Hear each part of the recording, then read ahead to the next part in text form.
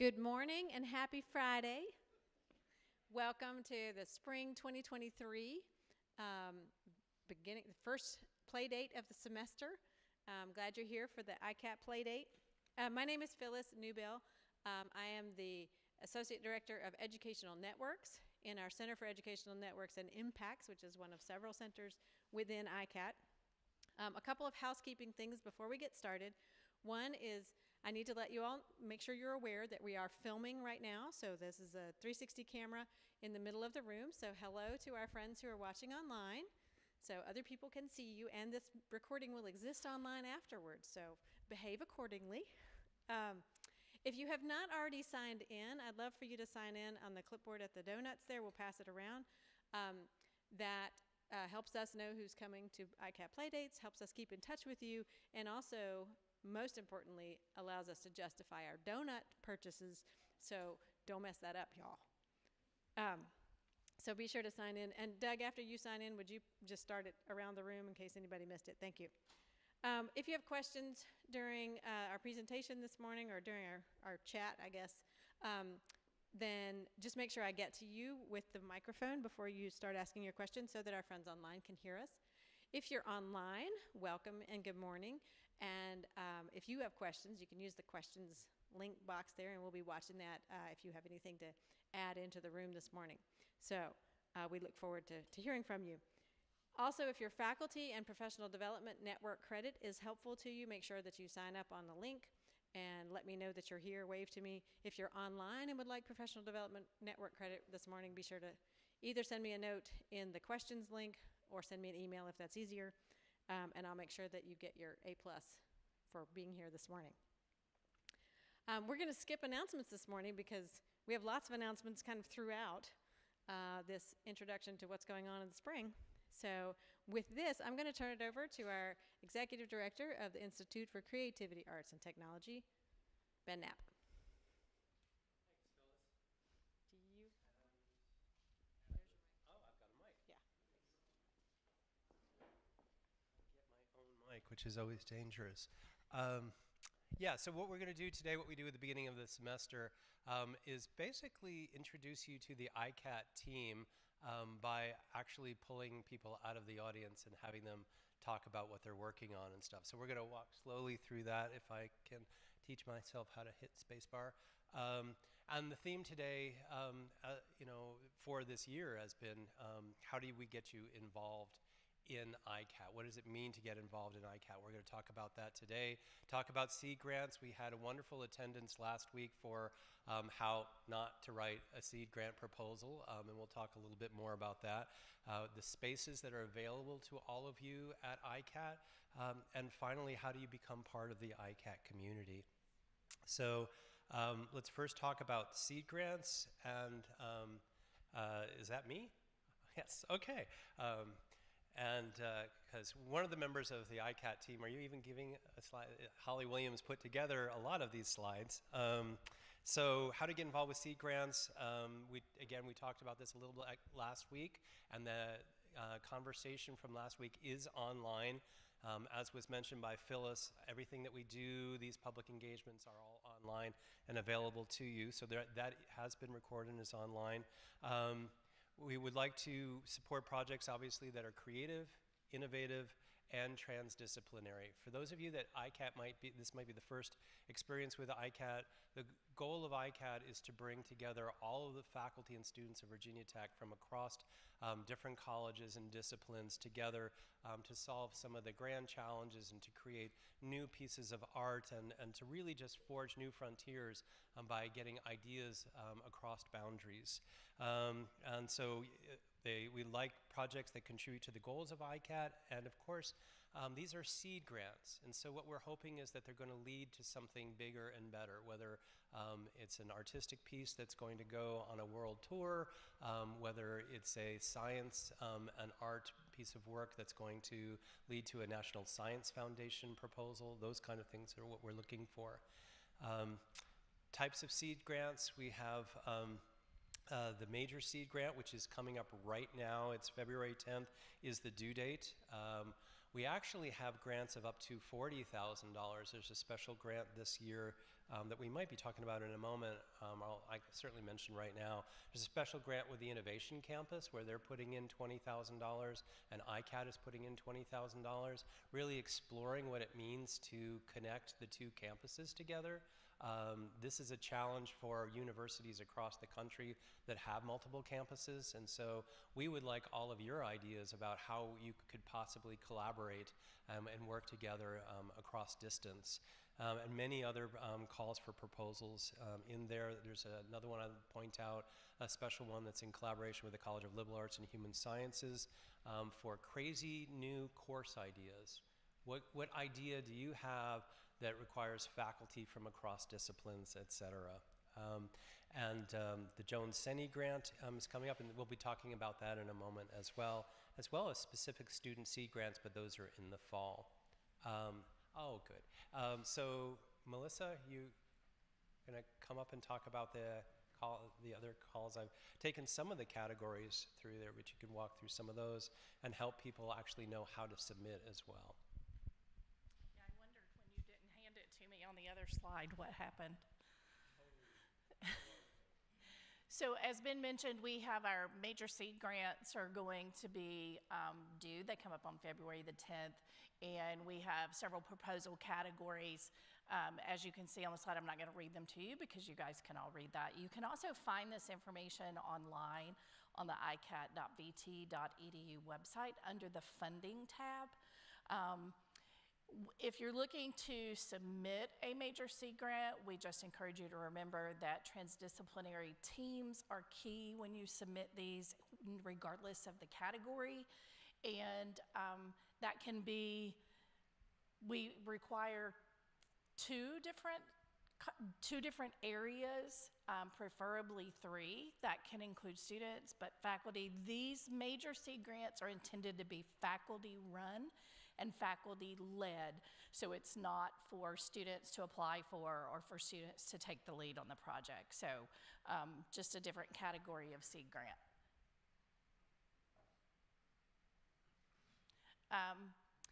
So there's a couple of different benefits to seed grant funding. You get access to a group of specialists, which are all of these gentlemen sitting over here to my right.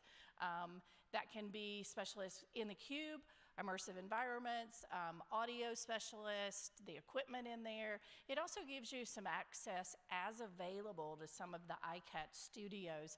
You can also, if you're not familiar with what our studios are, you can also find that on our website with some pictures, but that includes the cube, the Create Studio for any type of prototyping, 3D printing, laser cutter, all of that is in there.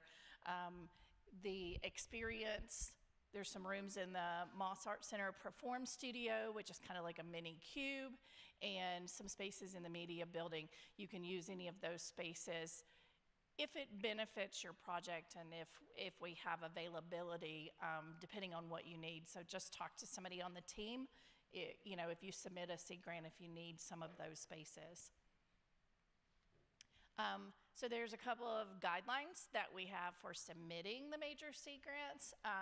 It's kind of a 2-step process, like you submit it through a Google form, and all of this is on the website as well. And then you will email your actual PDF proposal to me.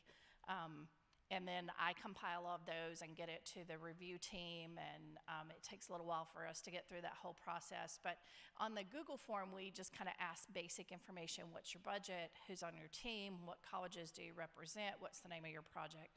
Those type simple things. And then the bulk of it goes in your proposal document PDF, which is 5 pages, and all of the guidelines for that are in there. And then we have a cover sheet because we want to know who's on your team, who's going to be the lead on your team, and what colleges or departments do you represent as a team.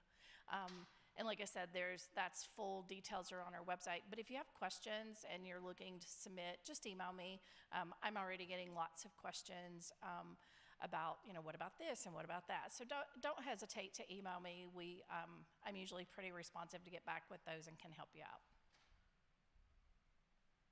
So they are due on February the 10th, as we said, and that is 5 o'clock Eastern Standard Time. That is a very hard deadline. I know that around The university, often deadlines can be pushed or extended, but this one is a hard deadline for us because it requires so much of our time to get those compiled, reviewed, and back out timely. Plus, if somebody has worked for months and months on a proposal and they got it in on time, and then we give someone an extension, it's just really not very fair. So that's a very hard deadline. And then we go through, we have a group of senior fellows who are our review team. They review all of the proposals. They'll review anywhere between 4 and 5 individuals. So every proposal is reviewed by at least 3 different people. And then we will announce those awards on April the 14th. So this is funding for the following fiscal year. So these grants that are being awarded don't start until July 1, but as most of you know, we don't get our money necessarily at July 1. So they'll be available around mid-July.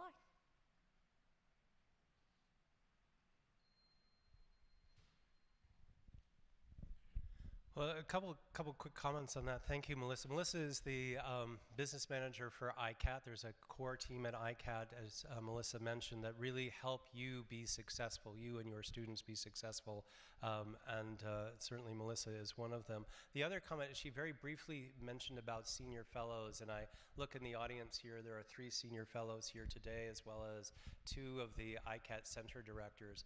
And what's neat is we have a paleontologist, we have a geographer, we have a engineering education specialist, we have a computer scientist, HCI person, and who did I miss? And we have an economist.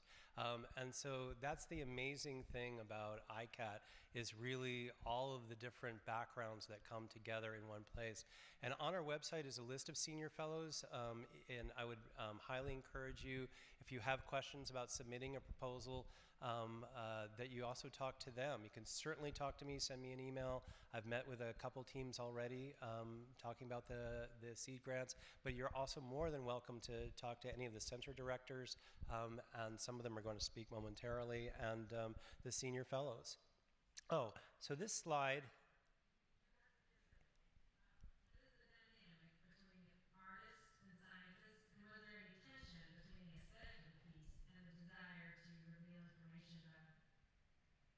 so this slide is kind of, we put that into a lot of ICAT talks because it's what we're looking for. I just mentioned all of these folks in here, and there's many other folks I've already talked to today that are from across the university.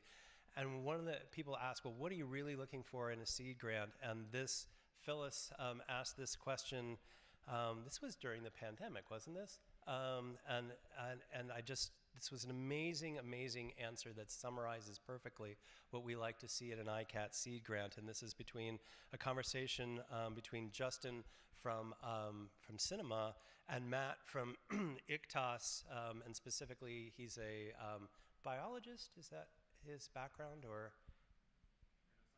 Nanoscientist. Okay, so really small biologist. Okay.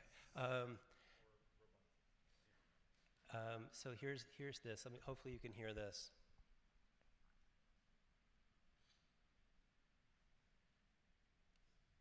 Cool. I got most of that. It's not that bad. You want to go first, or do you want to? Yeah, because I got a great response to that. Okay. Having gone through this process, I'm not sure which is which. So, yeah, who's the artist and who's the scientist here? So, what has been cool for me is to hear Justin refer to the science issues that are going on here, just as well as any scientist, any conservation biologist that I work with. So, which was just a terrific answer for when you work across these disciplines, maybe there is a moment in time where you've become so well versed in the other person's discipline and they in yours that you actually work together as a team, and it's hard to know who is who. So David, did you want to quickly talk about an ongoing seed grant? So I'm working on a seed grant with a team comprising Dr. Merrill Mims from Biological Sciences, Dr. Jacob Barney from Plant Sciences. A lot of work has been done about anthropogenic impacts to soundscapes, to ecosystems. But in our research, we haven't found people who have looked into whether invasive species impact the soundscape for native ecosystems. So we're looking at two very separate ecosystems. Meryl, her lab has been doing research in Arizona in the high desert about invasive bullfrogs and how they're pushing out the native frogs there, native tree frogs. And then Jacob in plant sciences had a hypothesis that invasive plants would be altering the soundscape of native ecosystems. And so we're taking audio and video measurements. They've got hundreds of hours of audio from the Arizona ecosystems, but we had to do a little bit smaller here in Appalachia, but already seeing some differences. We're going to be working over this semester to analyze the data, and we'll be doing an immersive installation in the cube for ICAT Day, so look out for that presenting all this work. It should be really interesting. Oh, who am I? I don't know, I'm just a guy in a mask. I'm David Franisich. I am the multimedia designer for ICAT. Yeah. Thanks, David. So we want to talk a little bit about space, which, yes, is the final frontier. You can request a space. And Gustavo, did you want to talk just very briefly about the process there and the spaces? Hi, my name is Gustavo, and I'm the Facilities and Production Coordinator for ICAT. As you can see up here, we have a link online if you want to request any of our studio spaces, which I think we have 7 studios, 3 studios in Newman Library, and in Media Building we have 8 studios. The Cube, obviously our flagship, very difficult to get in there, but fill out the form and give it a shot. We want to do as much stuff in there as possible, but we also have Perform and other studio spaces where research can happen that are available for projects.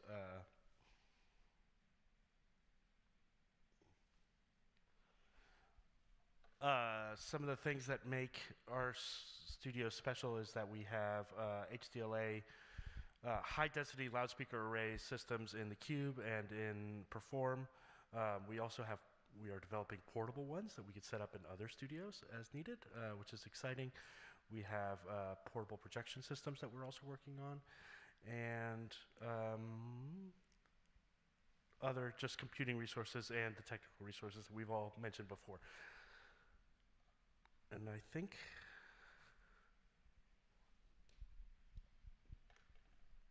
Thank you, Gustavo. I'm Tanner Upthegrove, the Immersive Audio Specialist at ICAT, and we have a brand new, exciting technology for you all to use and conduct research upon. So this is pictures of the winter semester class that David taught. And what you'll see is there's projection happening down onto the floor. So we have a handful of new projectors that can project on the walls, on traditional projection surfaces. They're brighter, there's more pixels than the existing system. And as Gustavo said, they are modular and portable, so we can move them around to other studios to do new types of projection that we couldn't do before. Just as a fun, nerdy technical part, the projector heads, the lenses, are separate from the part that makes the light source. So all the light goes into a rack somewhere, and then there's a long fiber optic cable that connects to the projector lenses, so it makes it easy for us to move the projector heads around. Back to Gustavo. I'm back, y'all. The Media Building is one of our other facilities. It's actually right down there on the other side of the parking lot, and we are putting in new floors this semester. Yay! So we'll be extra nice in there, and we have space available for various projects in there as well. So we're looking forward to that.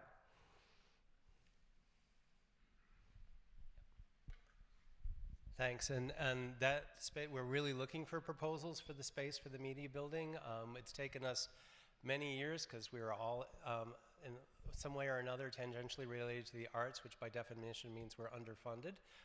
But we, over the years, have slowly removed the asbestos, so you'll now survive being in the building, and we put in heating and air conditioning so you won't die of heat prostration or freeze to death. So we're getting there in the building, and now is the perfect time to give us a proposal as to what you might do in those spaces. And if you have any questions whatsoever, send us an email. We can take you on a tour of some of the available spaces. Right now, we have a team of faculty from across the university reinventing what gaming is, and they're putting up 2 gaming spaces in the building, and Cinema is putting up a new space there that should hopefully be done by the end of the summer, so you'll be able to hopefully have some open cinema projections for the community to see, as well as possibly thinking about designing your own in partnership with faculty from Cinema. So with that, how do you get involved in community? And I'm going to pass it over to Chelsea, who is Associate Director of the Center for Educational Networks and Impacts at ICAT. Hi everyone, my name is Chelsea Haynes, and at the Center for Educational Networks and Impacts, we help faculty get their research out to the public.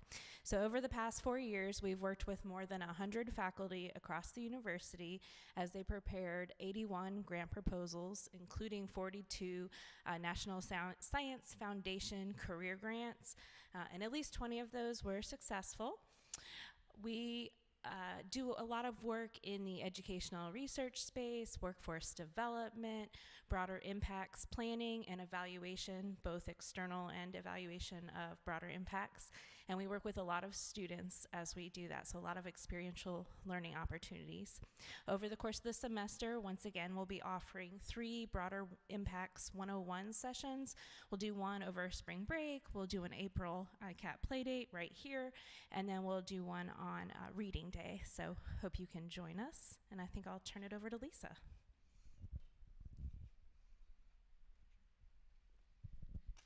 Oops, thanks, Chelsea. I would like to add that Chelsea is teaching a service learning course this semester. In that course, she brings students in connection with school systems, teachers, students, for example, professional development training and different kinds of demonstrations. Seats still available. Drop-ad ends on Monday. You can talk to her if you're interested.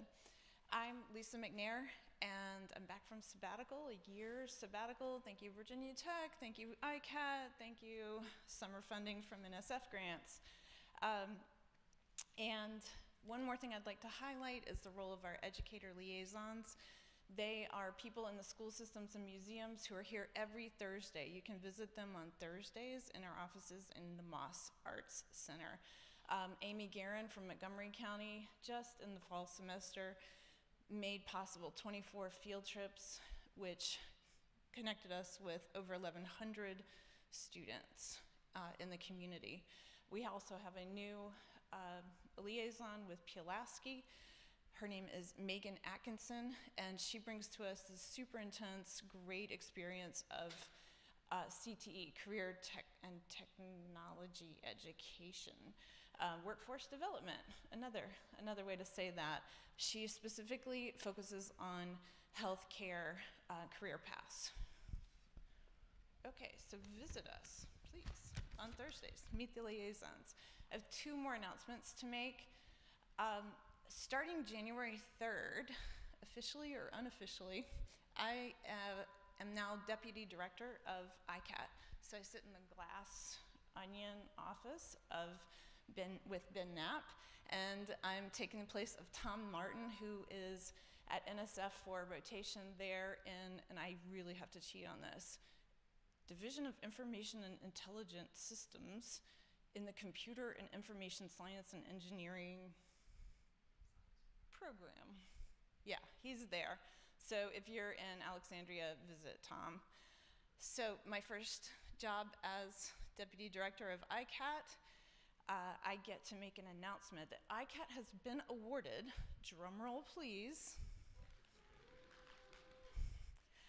a unique grant from the National Endowment for the Arts.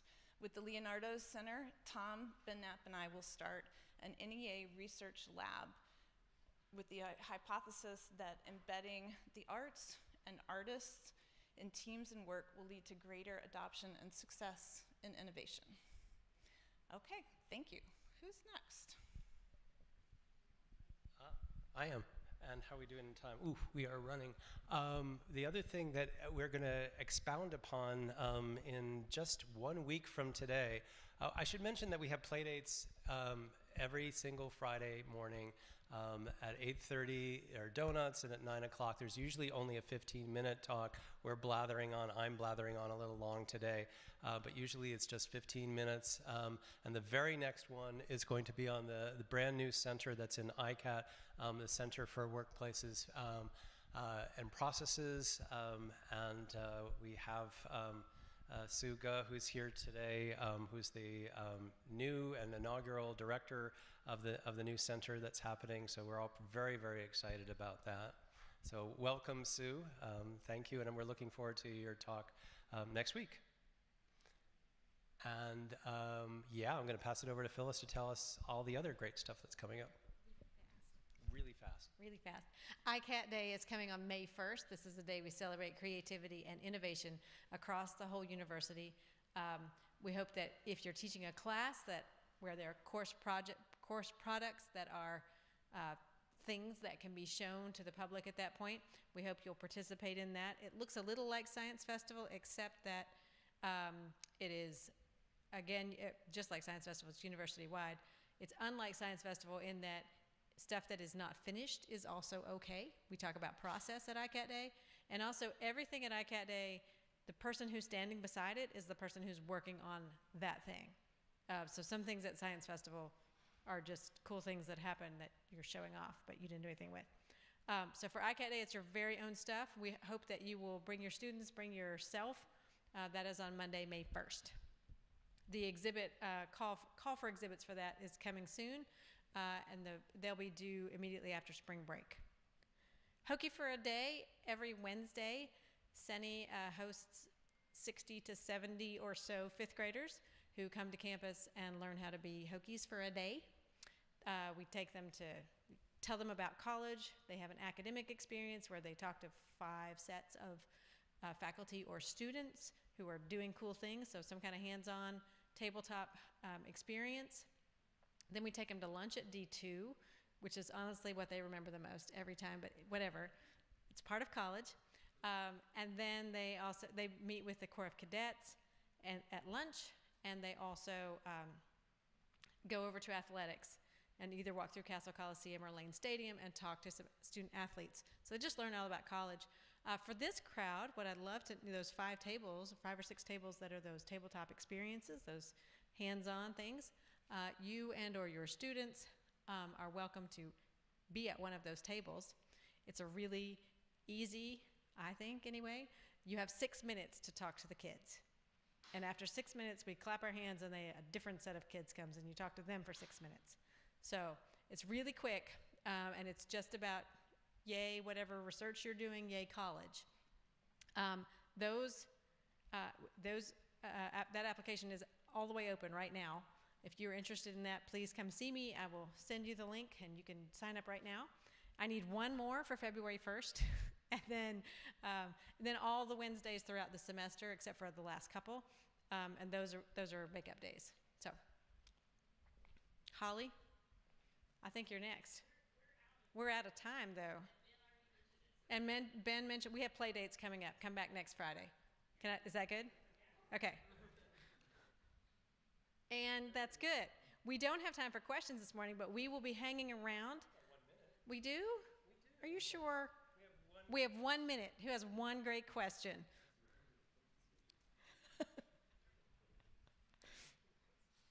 So the way we do questions is I'll come to you when you have them. We will be here for a while to just answer any questions that you have. I do want to thank you all for coming this morning. I think there's even a couple extra donuts, so have one of those on your way out. We will see you again, same time, same place, next week. And Sue will be here, and we're going to learn all about the future of work and the new work of that center. So thank you for being here today, and I'll see you all next week.